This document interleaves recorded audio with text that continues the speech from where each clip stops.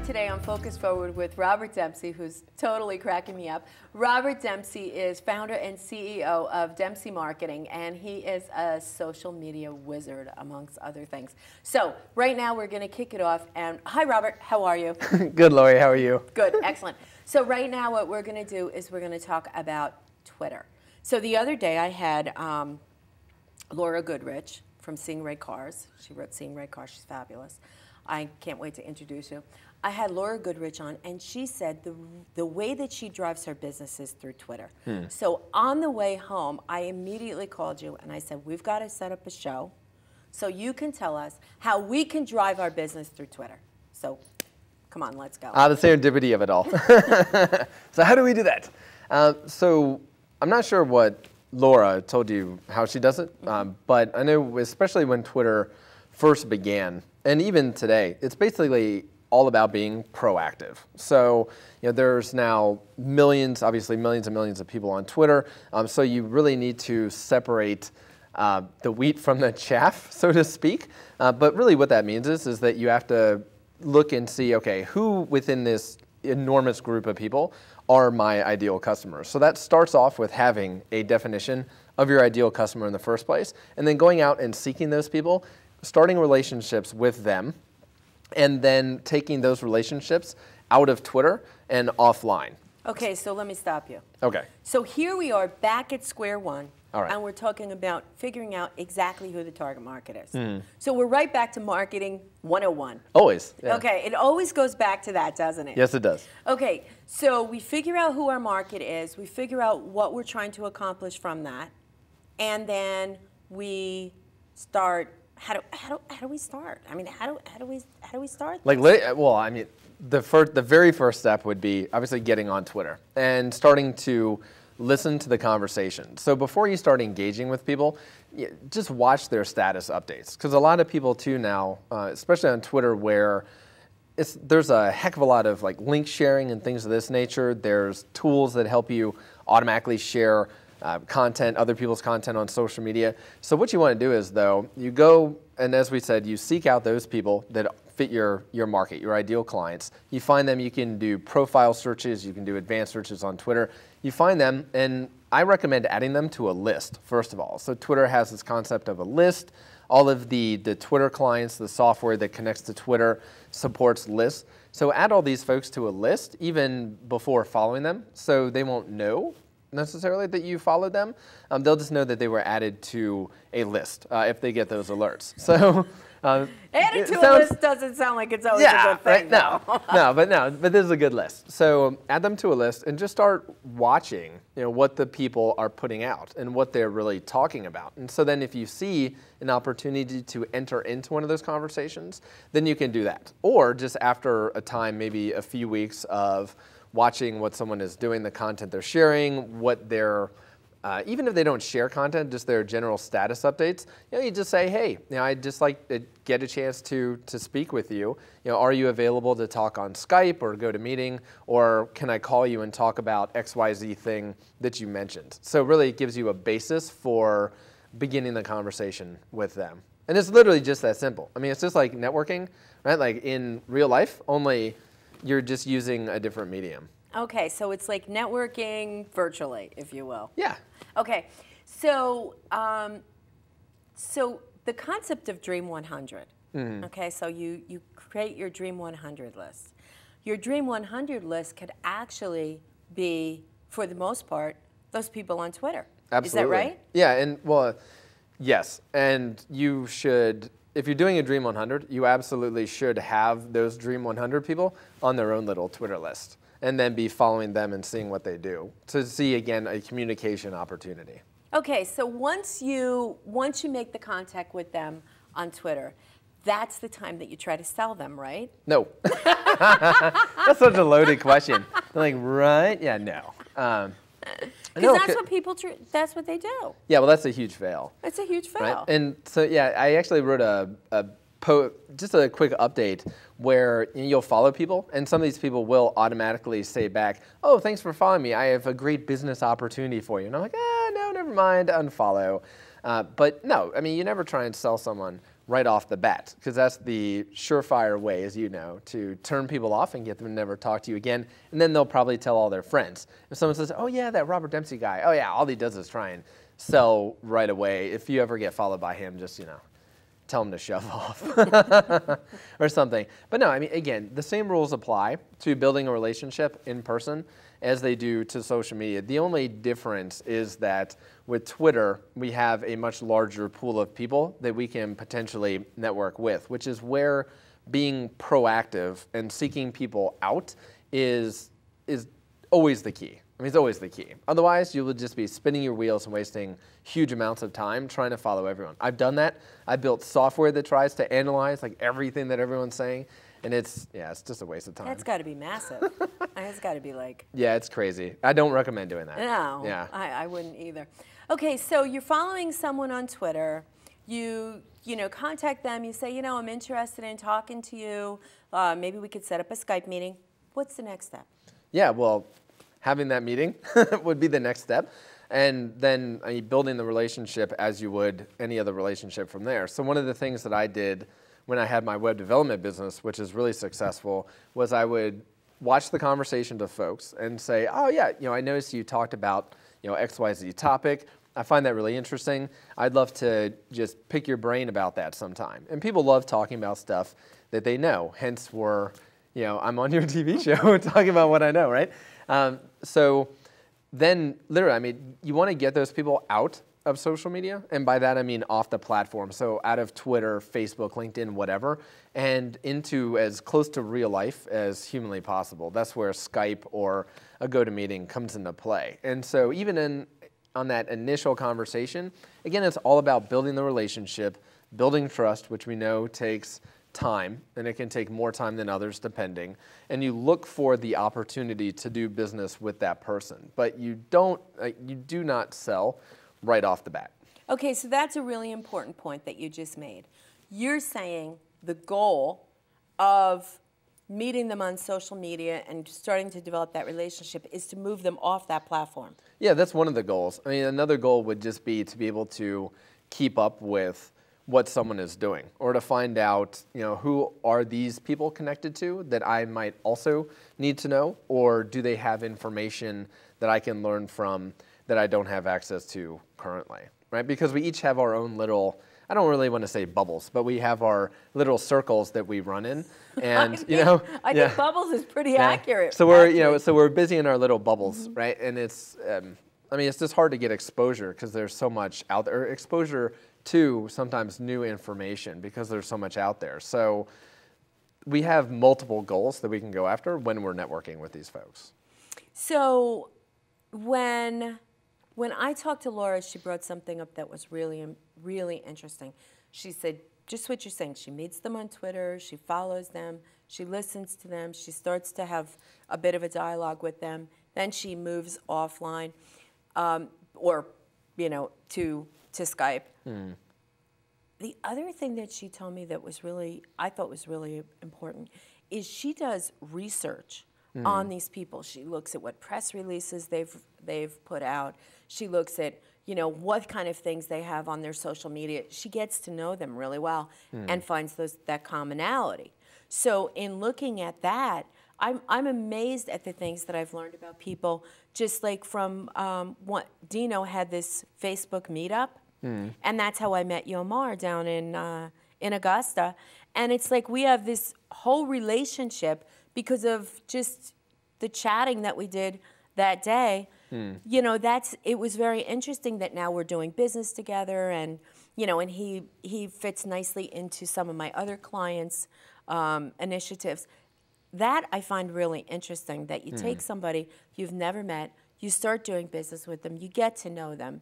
And I'm also starting to get involved in his network as well. So in looking at that, and incorporated him into my network, and looking at that seems a lot easier than actually out there networking physically, doesn't it? Well, I think just like with what Laura is saying with her research and going not just into what someone's saying on Twitter, in the bio you have a link to your website, whatever. So, and then from there you can find links to other social media sites and all that. So She's gathering intelligence on them. So finding, again, I think that with social media, it really lowers the barrier for us to be able to initiate communication with someone and to find out more about that person before we actually initiate that conversation. So whether that's doing really deep research like Laura's doing, or the stuff that I've been doing where it's like, oh, hey, you know, that's really interesting. I'd love to talk to you about that more. And then you just kind of shoot the breeze, if you will, over a conversation and get to know someone through having that initial conversation. It depends. I mean, there's definitely different levels, right, that you can go to with that. But yes, and that's the beauty of social media, where you don't necessarily have to go to an event, right? It is the event, and it is all the time, like all the time. Mm-hmm. It's fantastic. Mm-hmm. So how far is too far? With how what? far is too far when you're doing, not that Laura's doing this, but when you're doing your research and you're getting this information, how far is it like just checking someone out and getting to know them and making contact with them and potentially doing business with them, or finding out other people in their area that you might be able to do business with and developing this relationship? When does it, like, what is the line between that and like stalking the person? You know what I mean? You know what I'm saying? Well, that's a really good question, because with Twitter, again, you can add someone to a list and watch everything that they're doing, even without their knowledge. All they know is that so-and-so added you to this list, and that's it. You could be mining their tweets for who knows what kind of information, following the links of it. I mean, It can get pretty crazy on the data mining that you can do with that. But I think it really comes down to this, is that most of us on social media are grown-ups, right? And so you know that anything that you put on social media is publicly available. The internet does not forget. And so if you put out something that you regret later, well, that's like too bad, so sad kind of thing. and that sounds really unsympathetic, but it's true. Mm-hmm. And Twitter archives tweets. There are numerous companies where you can buy access to a lot more history, like historic tweets, than even Twitter itself will provide. So this information is out there, and it's available. And people can track it back to you in your profile and follow, and just find out more information. So where does it cross the line? Honestly, I have no idea, because it allows us to follow people with or without their knowledge. So I'd say for anyone that's on there, if you don't want something public, don't do it, at all. Exactly. Okay, that's good advice. So the other question I have is, we're collecting this information, we're compiling this information, we're storing this information somewhere. How do we manage this information to be able to turn that information into useful data? How do we categorize it? How do we go about doing this? Yeah, so that's a complex question with a really complex answer, because there's a lot that you can do with the data itself. So Twitter itself will give you a number of statistics, right? All the standard stuff. Who's following me, how many followers, how many lists, blah, blah, blah, blah, blah, all that kind of stuff. Then you have all the tweets that people are producing, whether they're people you are following or people that are following you. Then you have all the links within those tweets that you can go to after that. So that comes into, that's where technology really comes into play. So again, as I mentioned before, you have companies out there that are tapped into what's called the fire hose of Twitter. So literally, as everything is happening on Twitter, it's streaming to these companies. But that's literally what they call it, the fire hose. I know, and it's perfect, because that's exactly what it is. Yeah, and because it is a fire hose. So for instance, last night were the presidential debates. They said there were 10 million tweets over the course of, what was that, like an hour and a half of that, and that's crazy. And that's just one, stitch in time. So long story short, there are companies that are archiving all of this data that give you access to it. There are other companies that will take those data sets and then analyze them for sentiment to find out, okay, were people positive or negative on this? There's a lot of Twitter clients out there, so software that taps into Twitter that will do some of this analysis for you. Then there's other tools. One I use is called Follower Wonk, and they just got bought by a company named SEO Moz, which is interesting. An SEO company buying a social media analysis tool. Shows you where social and SEO are going. So then that tool will analyze your Twitter following. It will give you a word cloud of things that people are saying within the people that you're following or people that follow you. I mean, all this crazy stuff, right? So what do you do with that? Well, hopefully someone's built a tool that you can use that analyzes all of it for you so you don't have to. Because I've gone down the other road of trying to just pull in all of the tweets and then run statistical analysis on top of this, and it is non-trivial, to say the least. Okay, well, this is But there's tools. Yeah, but to answer, I mean, there are tools out there that are available that will analyze what's going on Twitter for you and give you what I like to call charty goodness. You know. Yeah, but okay, this is the deal. We're entrepreneurs. Yeah. We are I know I'm busy. I'm in product launch. I'm in, event mode. I am so busy with all this stuff. I might be able to follow someone and pay attention to what they're doing on Twitter, maybe 10, maybe 20 people.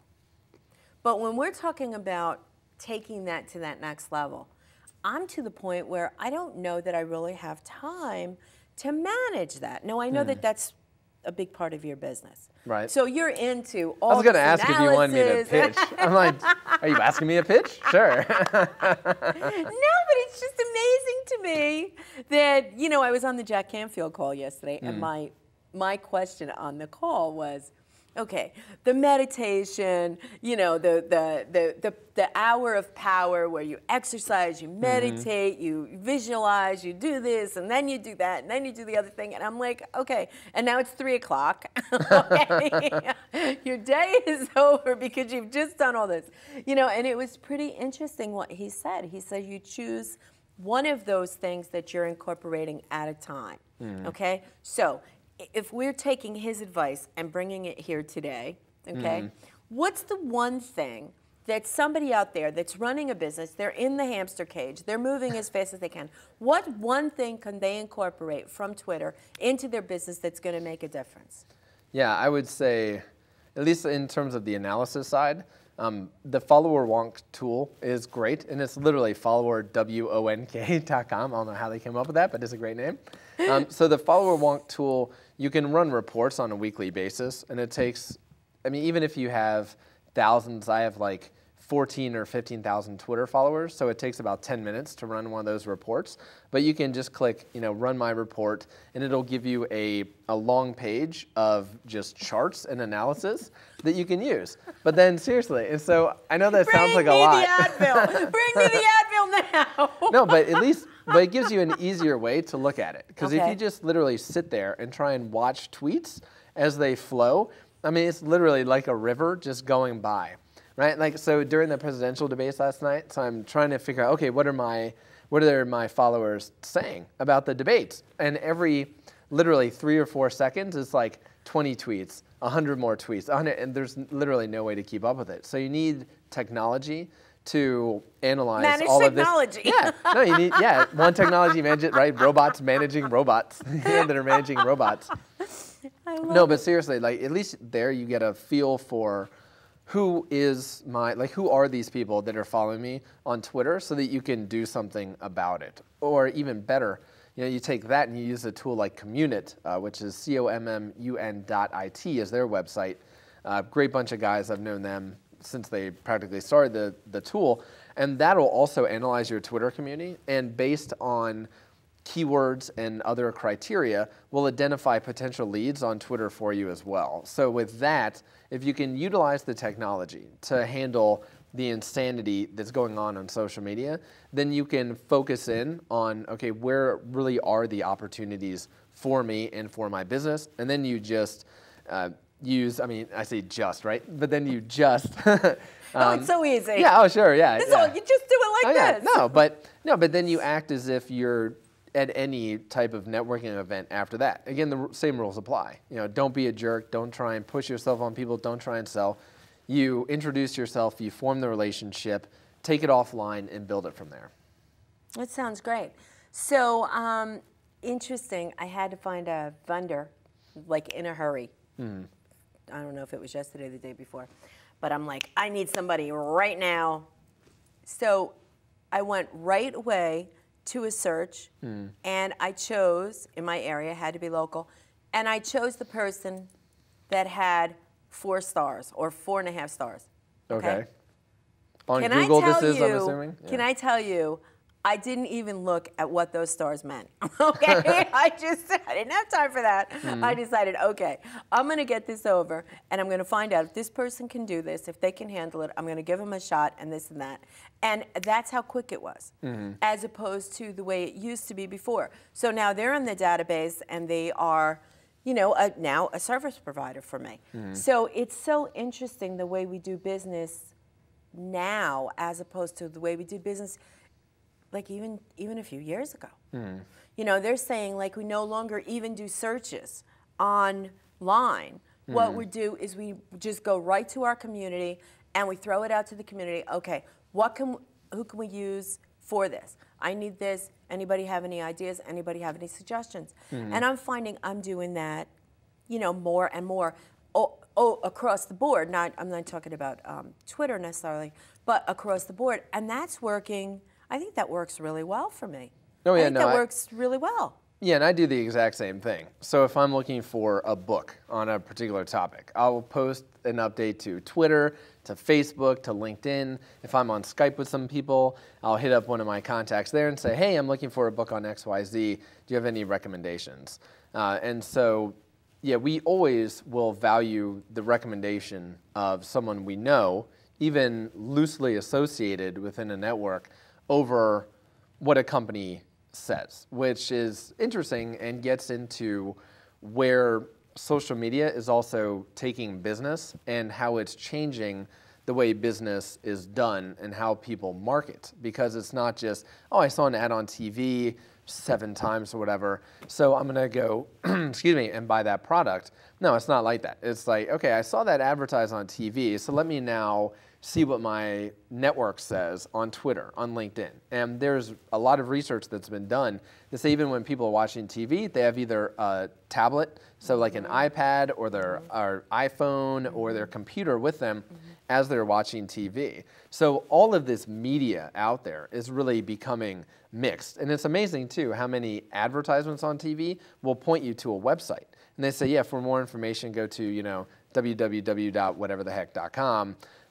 And then you get more information from there. Magazines have QR codes, right, that you can scan and then see something on your mobile device, which I will say you have to mobile optimize that if you're using QR. I did that the other day. I figured, okay, let me see where this QR code takes me. And it went to a website, and it was not mobile optimized. It's like, wait a second. The QR codes, the reader is on a mobile device. So your website has to work on mobile. It's like slap in the head. You know, it's like, come on.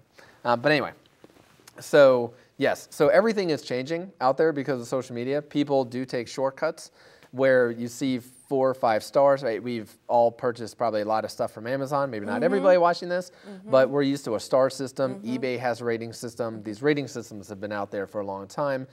And so those are now being applied. Certain people are putting them on websites. Sure. We totally trust those. Yeah. We see those stars. I mean, now I think about it, I didn't even research really what those stars are because I'm so used to buying by that star system because of buying on Amazon. Yeah, but I will tell you for a fact that can be gamed also. I mean, really anything. Totally. Well, sure. I mean, anything can be gamed. People on Amazon have gotten in trouble for having fake reviews of their books.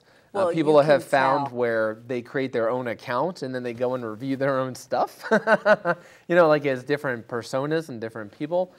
So we still have to be careful and do some due diligence, which, I mean, you're not going to just hire someone right off the bat. You still need to speak with them, maybe check some references, this kind of thing, before you actually start working with them. However, that does bring up the point, though, of having those stars gives a certain good feeling that, okay, this person is rated better. And I know also from research that we've done that, yes, those star rating systems will pull more clicks off of Google, which will help with SEO, which helps with getting leads and helps with getting business. That's amazing. That's amazing. Okay, so we're going to wrap this up. All right. But before we do, I need 3 tips that our viewers can use on Twitter. Okay. 3 tips. that are going to help them? So I would say the first one is don't use twitter.com itself. Use a Twitter client. So a piece of software, something like Hootsuite. Hootsuite is what I use. So I'll just recommend Hootsuite. They've been doing a lot of great advances there. So that's number one, right? Use a Twitter client, not Twitter itself. Number two, don't start following people at random. Know who you're going for and follow people very very strategically. Follow people.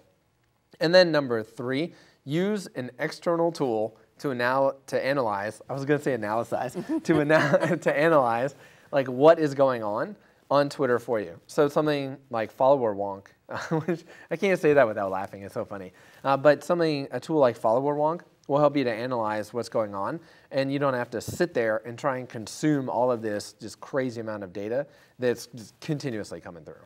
Okay, so before we end, do you think that paying attention to Twitter and being active on Twitter can positively affect the bottom line of your business? Yeah, well, I know that for a fact because it's helped me get business. It's helped Laura obviously get business, and it's helping other entrepreneurs get business. So yes.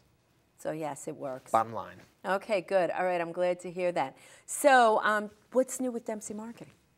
What's not new with Dempsey Marketing? I don't know. We got a lot going on. It is crazy. I can't even imagine over there what it's like. Yeah. No. Well, we've gotten some pretty big projects, which are a lot of fun. So I can't name names right now. I think you know them, but I can't name names. They're big. I can't name names, like publicly. No, but it's really cool because it helps us to refine our internal processes.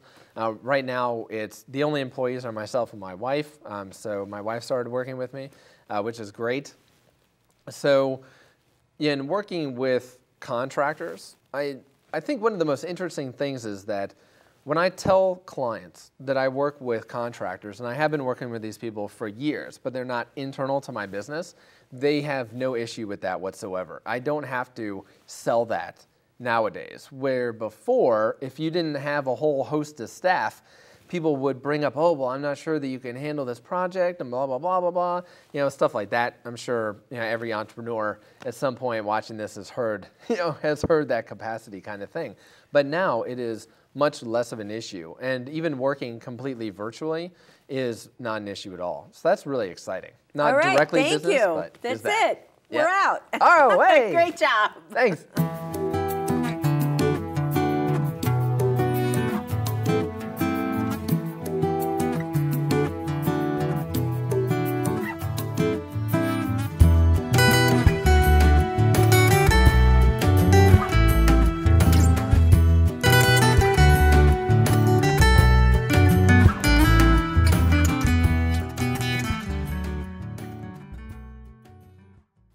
Hey, I'm Robert Dempsey with Tips from the Net, and today I want to give you a quick tip. If you ever run into a competitor that is not using keywords on their website, and this actually recently happened to me, we were doing some competitive analysis for a client of ours, and all of their competitors had no descriptions, no keywords, no nothing. It's a little difficult to do competitive analysis when the competitors aren't giving you any information. So here are 3 things that you can do instead. Number 1, do a Dream 100 effort. We've talked about that, essentially coming up with a list of 100 people that you most want to work with, creating a 6 to 9 month communication strategy for those folks, and then implementing that strategy, hammering away at them until they give in and you get the call. So that's number 1. Number 2 is to start speaking publicly, and really it just comes down to getting in front of more people. So you can get like some local, I would suggest, start off local, see what, not necessarily networking events you can go to, that's actually tip number 3, but find events locally that you can speak at and then work your way up to the larger events, but always videotape yourself, even if they say videotape anymore, but record yourself speaking, put that online in a portfolio, and then use that, distribute it to YouTube, iTunes, etc. Get out in front of more people like that. And tip number 3, as I kind of already alluded to, is to go where your ideal clients are. And what that means is go to networking events. Those things could be local, and not just networking events, really. You can go to other conferences where your clients might be. I have personally had great success just basically going to where clusters of my ideal clients are, and networking with those folks, building relationships, and turning them from potential clients into actual clients. So that is it for this week, and I will see you on the next Tips from the Net.